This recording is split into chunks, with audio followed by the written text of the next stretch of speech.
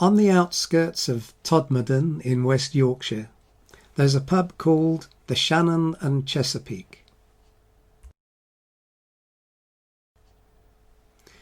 When we saw it last year, it was in a rather sad condition, and it seems unlikely that it will reopen.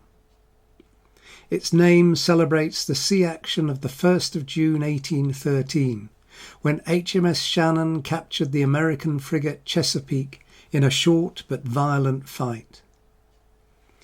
It was a victory that caught the public imagination, and Todmorden was not alone in having a pub named after these vessels. Nowadays, few British people realise that we fought with the USA in 1812 over the issues of free trade and sailors' rights. The Americans had been the subject of intolerable pressure on trade, as the British and French governments each sought to prevent neutral countries trading with the other. Another reason for the American rage was the rather arrogant behaviour of Royal Navy captains, who, when they stopped American ships, took off any sailors whom they suspected of being British. The war was fought on land and sea, and while that on land had reverses for each side, the fledgling United States Navy did remarkably well in the early stages of the war, and their large, well-armed frigates sank or captured a number of Royal Navy vessels. The success of the Shannon was, for the British, a high point in the conflict, but it was not until Napoleon was defeated that the Royal Navy could redeploy its ships to deal with the upstart Americans. The fight between the Shannon and the Chesapeake was memorialised in songs which appeared first in print as broadside ballads. A few of the songs survived among traditional singers and were collected from them a century later. Today, I'm going to tell you about some of the broadsides published in Britain and America and about the songs recovered from the tradition. And I'll fill in a little of the background on the ships and of the men who took part in the engagement. This slide identifies some of the key events leading up to the fight. USS Chesapeake appears early in the story, and her boarding by HMS Leopard in 1807 was particularly grievous to the Americans. The Chesapeake was just out of harbour and was caught unprepared. After she was boarded, 4 sailors were removed and tried for desertion from the Royal Navy. One of them was later hanged. In May 1811, the US sloop Spitfire was stopped by HMS Guerriere, and another sailor was taken off. A fortnight later, Captain Rogers of the American frigate President spotted a ship which he couldn't identify, and thinking it was the Guerriere, pursued it and engaged it as darkness fell. The ship was, in fact, HMS Littlebelt, a sloop of 22 guns, and no match for the President with twice the number of cannon. The outcome was inevitable and bloody, but once the Americans recognised their error, they offered assistance, which the British captain refused, and he took his badly damaged ship back to Halifax, Nova Scotia.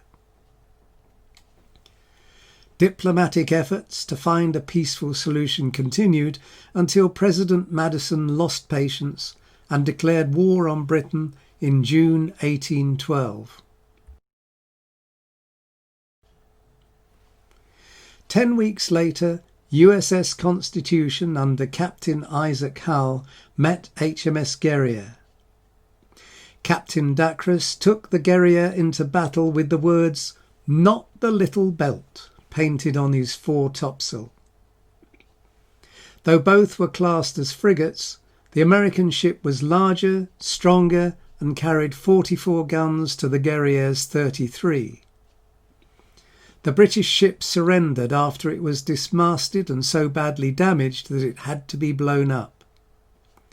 This was the greatest success of the American Navy to date, and her victory was celebrated with broadsides. One of the most prolific printers of such broadsides was Nathaniel Coverley Jr., who operated in Boston between 1810 and 1824. And this is one of 4 broadsides that he printed celebrating Hull's victory. Fortunately for us, the antiquarian Isaiah Thomas visited Coverley's shop in Milk Street, Boston in June 1814 and carried away a bundle of more than 300 broadsides printed by Coverley and others, which he had bound into 3 volumes. These are now held by the American Antiquarian Society and can be viewed on their website. This was the first of many setbacks for the Royal Navy over the coming months. These victories, British losses, were also celebrated in broadsides, and many of these survive in Isaiah Thomas's and other American collections. Here, for example, is the fight between the 2 evenly matched sloops, USS Wasp and HMS Frolic, in October 1812. Although the American vessel took Frolic, with half of the British crew being killed or injured, both ships were captured by the frigate HMS Poictiers shortly afterwards. Wasp's triumph, though only brief, was celebrated by Coverley in this broadside.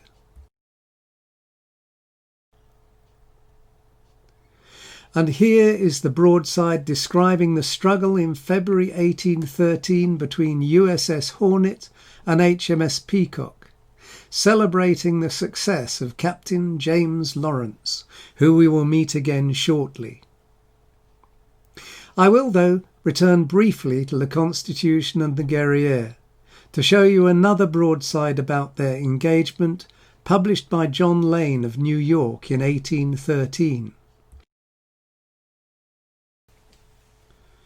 Although it's one of the best-known American songs from the War of 1812, this, in the Library of Congress collection, is the only copy of a broadside that I have found.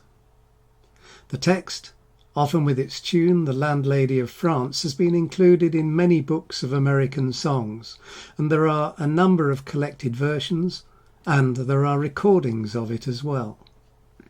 Unsurprisingly, there's not an instance of any British singer performing it. Which leads me towards its counterpart, the Chesapeake and Shannon.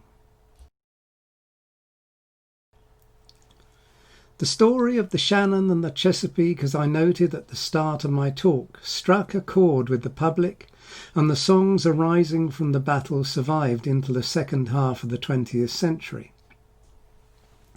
I'll give you a short description of the fight, because it's interesting to look at the details reflected in the songs.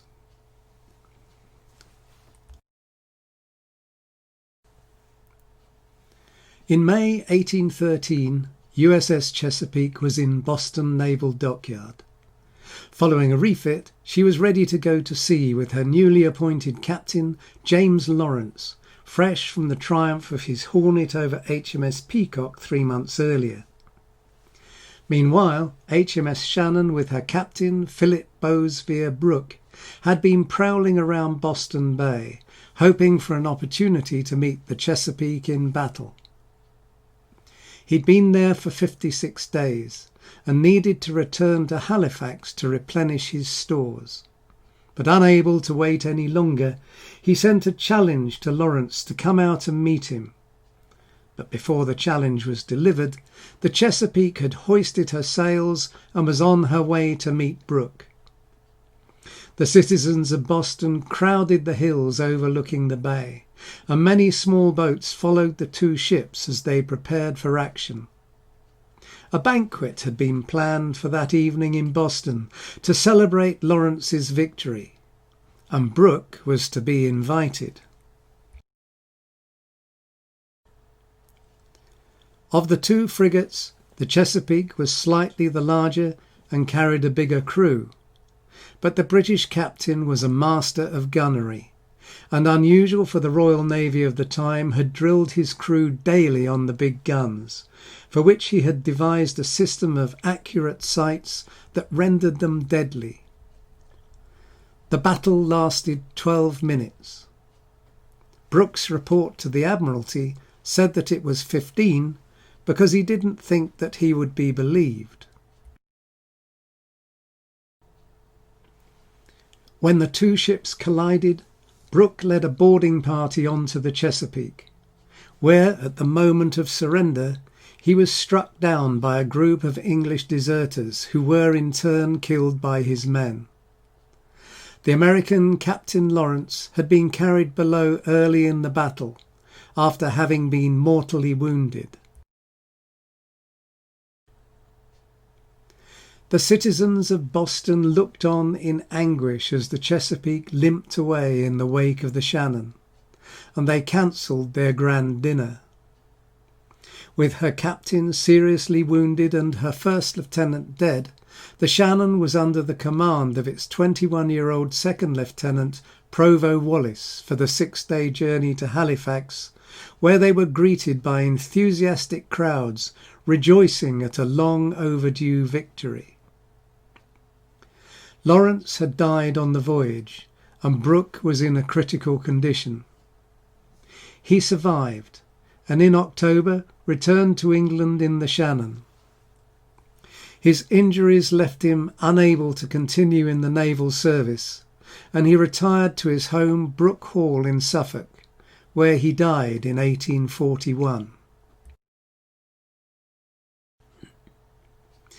I've found 7 songs about the battle which I have listed here.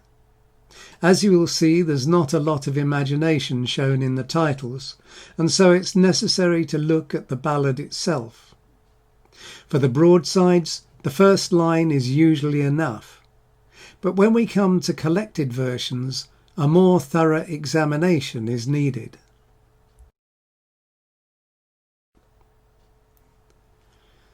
The Battle of the Shannon and the Chesapeake is the version most frequently found on broadsides, and, as we will see shortly, is the song that's been recovered most often from traditional singers. It has, though, only been included in 3 song anthologies.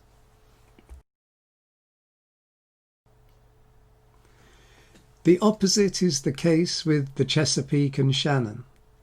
This is found in many books, but is rare on broadside. Roud lists just 2. The image is that in the Bodleian collection. It will not have escaped your notice that this is a triumphalist paraphrase of the Constitution and the Guerriere.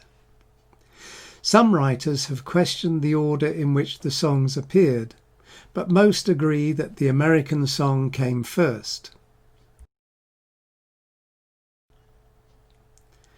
The Shannon and the Chesapeake, in rather overblown language, appeared on several broadsides and in songsters, but has rarely been anthologised and never recovered in the tradition. At Boston One Day is comparatively rare and appears in just 3 songsters, one of which is The Vocal Library of 1818. It's a nice coincidence that I bought my own copy of this collection in Boston.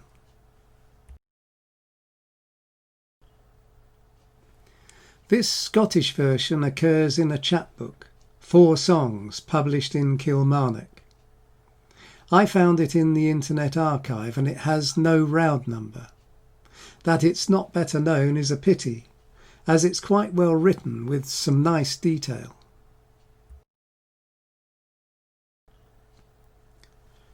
There were some broadsides on the American side of the conflict, of which this from Coverley is an example. While not excusing the loss, it does say, "Tars, the British as yet nothing have won. 3 frigates they've lost, and only took 1. Coverley also printed broadsides with a list of the casualties and a memorial verse, and another broadside which lamented the loss of Captain Lawrence. I'll leave for a moment Round 1891 collected in Nova Scotia and have a look at the way the songs published on Broadsides have survived in the tradition.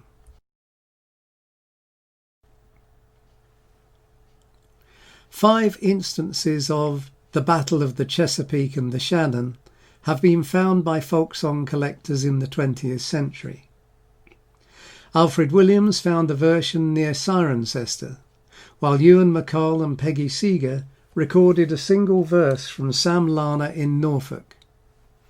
Mike Yates recorded a nice full version from Jack Goodban in Kent, and a small but recognisable fragment was sent to George Gardner from Bournemouth.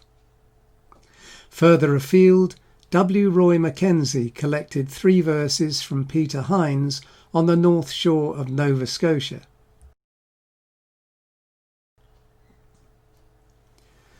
Three versions of Round 1583, Chesapeake and Shannon, have also been collected. A fragment was heard by Alfred Williams from Henry Harvey at Cricklade, and Cecil Sharp noted a verse from Captain Lewis at Minehead. The third version, and the only complete one, was heard by Mackenzie in Nova Scotia from Alexander Murphy at Cape John. The War of 1812 was, and indeed still is, seen by Canadians to be of much greater significance than it was to Britain, as it was a major step on their journey from being a colony to nationhood. Halifax, Nova Scotia was the base for the Royal Navy in North America, and as you've heard, the destination of the Shannon and the Chesapeake after their battle. Songs about the event were still being sung in Nova Scotia well into the 20th century. W. Roy Mackenzie was the first person to collect folk songs in Nova Scotia. He studied English under Francis Child's disciple George Lyman Kittredge in the USA, but he returned each summer to his birthplace on the North Shore, and Kittredge encouraged him to collect ballads while he was there. One of the singers who he met on his first collecting trip in 1909 was the octogenarian Robert Langill, known as Old Bob, who lived in Tatamagouche, who, despite being descended from Swiss-French Huguenots, was, Mackenzie said, a Britisher of intense and blazing patriotism. Bob told the collector, "Once I sang a song for a Yankee sailor about the Chesapeake and the Shannon. It was a good song too, and it told about the British beating the Yankees like they deserved. He was a younger man than I was, and he'd have licked me for it if there hadn't been too many Britishers around for him." Mackenzie published the 2 versions he collected in his book Ballads and Sea Songs from Nova Scotia. Another singer, John Henderson from Tatamagouche, told Mackenzie that when his parents came to the West River district in about 1820, they brought a much prized collection of broadside ballads with them, and they and other settlers were constantly receiving new ballads from Scotland to refresh their repertoire. In 1939, Helen Creighton and Doreen Senior recovered another version at Chebucto Head at the mouth of Halifax Harbour. The singer was Catherine Gallagher, the wife of the lighthouse keeper, whose home overlooked the tideway that the Shannon and Chesapeake would have sailed up more than 100 years earlier. Catherine Gallagher's version is unique, and though there are a couple of verses missing, it's a fine song. Creighton went back to see Mrs. Gallagher when she obtained a tape recorder in 1943, and I'd like to play you that recording, which is the instance of the song that started me on this quest. As on the glorious 4th of June, at 10 o'clock in the forenoon, that we sailed out of Boston Bay, that we sailed out of Boston Bay for to fight the Chesapeake boys. The Chesapeake mounted 49 guns with 420 of Columbia's big sons. The Yankees thought they would never run. The Yankees thought they would never run. They being all picked Yankee heroes. The Shannon mounted guns the same, with less men but of better fame. To beat those Yankees it was their aim. To beat those Yankees it was their aim. To show them rule Britannia. Up spoke our gallant Captain Broke, saying to beat those Yankees it is no joke. Your guns punch well and make them tell. Your guns punch well and make them tell. For the Yankees, they don't like the smell of British balls and powder. Bold Wallace being next in command, so boldly on the deck did stand, saying, "Fire on, brave boys, the days are own, since Bunker Hill brought forth a groan. The Chesapeake is falling." We had but 20 minutes' work to do, while Yankee bullets around us flew. We boarded her, down her colors drew. We boarded her, down her colors drew, and struck them to the Shannon.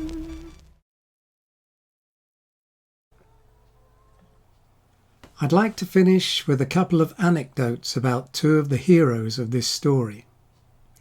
The first concerns Lieutenant Provost Wallis, who took command of the Shannon for the 6-day journey back to Halifax with the captured Chesapeake. He was born in Nova Scotia and had been enlisted in the Royal Navy at the age of 4, though he didn't actually serve on a ship until he was 7. This was then an accepted practice if, like Wallis's father, you knew the right people. After the action with the Chesapeake, he rose through the ranks until, at the age of 84, he was appointed Admiral of the Fleet.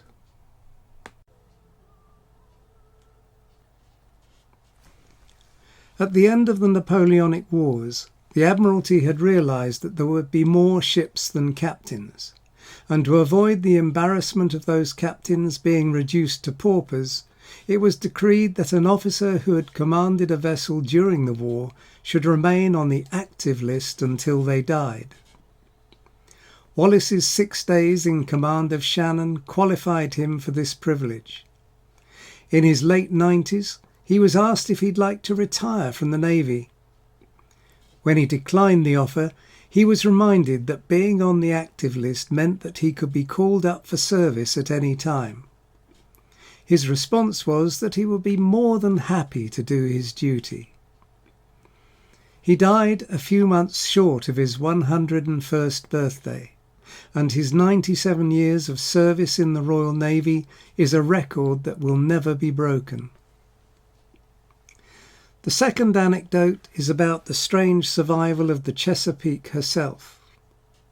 After she was repaired in Halifax, the ship was taken into Royal Naval service. She never fought another action, and after a visit to South Africa she was returned to the UK and used as a store ship, before being broken up at Portsmouth in 1819.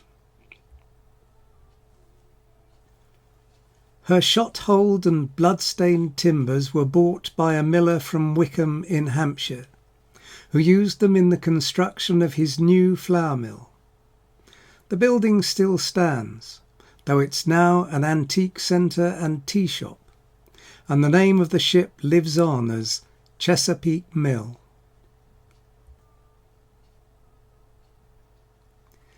Thank you for listening. I hope that you've enjoyed this presentation.